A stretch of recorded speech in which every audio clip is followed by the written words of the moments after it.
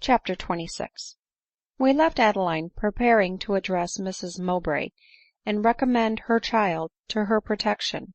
but being deeply impressed with the importance of the task which she was about to undertake, she timidly put it off from day to day ; and having convinced herself that it was her duty to endeavor to excite her husband to repentance and make him acknowledge Editha as his legitimate child, she determined to write to him before she addressed her mother, and also to bid a last farewell to Colonel Mordaunt, whose respectful attachment had soothed some of the pangs which consciousness of her past follies had inflicted, and whose active friendship deserved her warmest acknowledgments.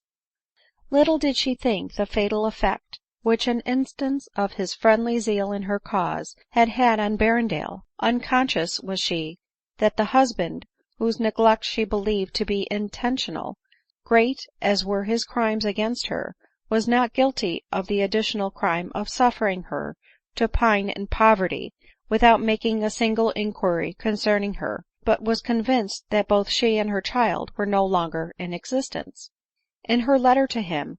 she conjured him by the love which he always bore Glenmurray, by the love he once bore her, and by the remorse which he would sooner or later feel for his conduct towards her and her child, to acknowledge Editha to be his lawful heir, but to suffer her to remain under that protection to which she meant to bequeath her; and on those conditions she left him her blessing and her pardon.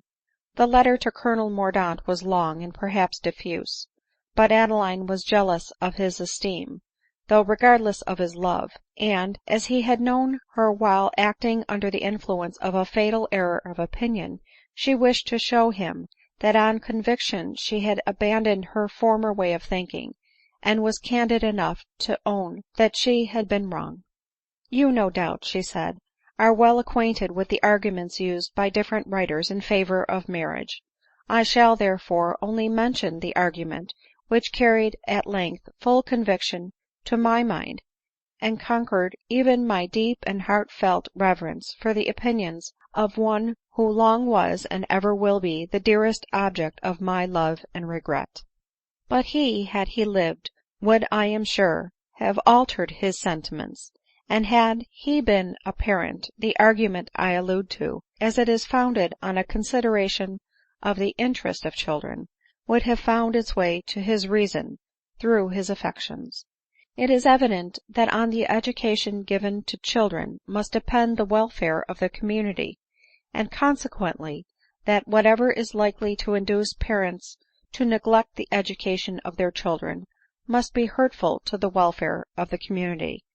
It is also certain that though the agency of the passions be necessary to the existence of all society, it is on the cultivation and influence of the affections that the happiness and improvement of social life depend. Hence it follows that marriage must be more beneficial to society in its consequences than connections capable of being dissolved at pleasure,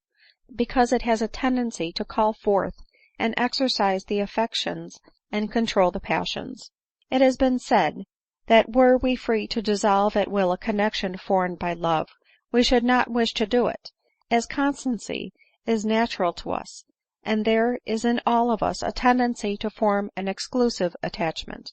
But though I believe, from my own experience, that the few are capable of unforced constancy,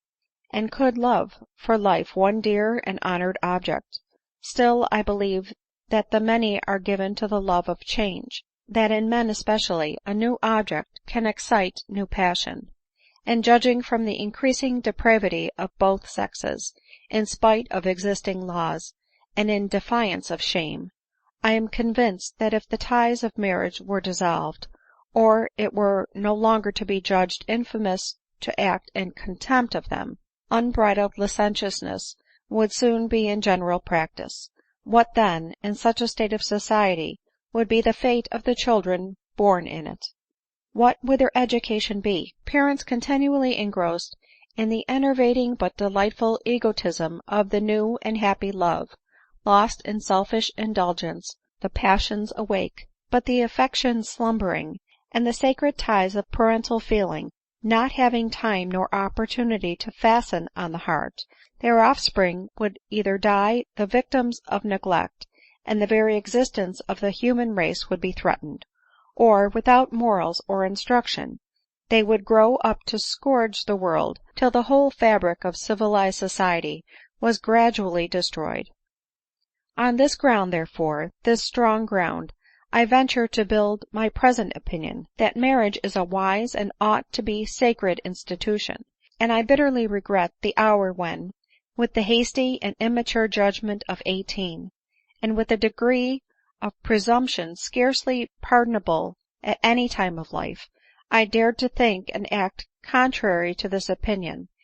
and the reverend experience of ages, and become in the eyes of this world an example of vice, when I believed myself the champion of virtue." She then went on to express the following sentiments: " You will think, perhaps, that I ought to struggle against the weakness which is hurrying me to the grave, and live for the sake of my child. Alas, it is for her sake that I almost wish to die. There are two ways in which a mother can be of use to her daughter. The one is by instilling into her mind virtuous principles, and by setting her a virtuous example. The other is, by being to her in her own person an awful warning, a melancholy proof of the dangers which attend a deviation from the path of virtue.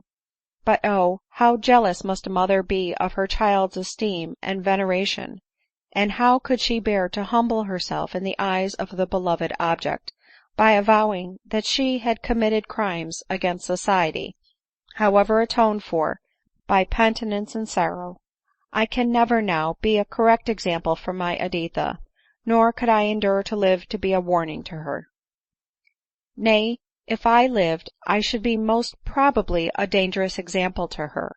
for I should be, on my deathbed I think I may be allowed the boast, respected and esteemed, while the society around me would forget my past errors in the sincerity of my repentance.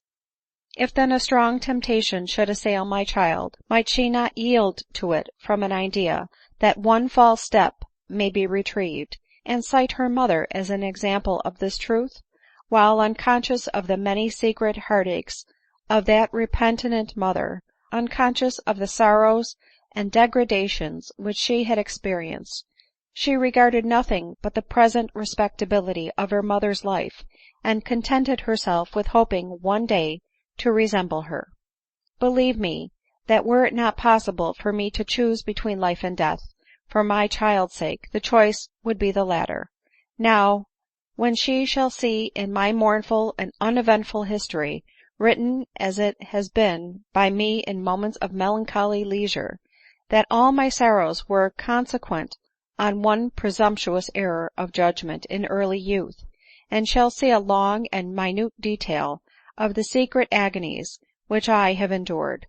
those agonies wearing away my existence, and ultimately hurrying me to an untimely grave, she will learn that the woman who feels justly, yet has been led even into the practice of vice, however she may be forgiven by others, can never forgive herself; and though she may dare to lift an eye of hope to that being who promises pardon on repentance, she will still recollect with anguish the fair and glorious course which she might have run, and that instead of humbly imploring forbearance and forgiveness, she might have demanded universal respect and esteem. True it is that I did not act in defiance of the world's opinion, from any depraved feelings or vicious inclinations ; but the world could not be expected to believe this, since motives are known only to our hearts and the great Searcher of hearts. Therefore, as far as example goes, I was as great a stumbling block to others as if the life I led had been owing to the influence of lawless desires, and society was right in making and in seeing no distinction between me and any other woman living in an unsanctioned connexion.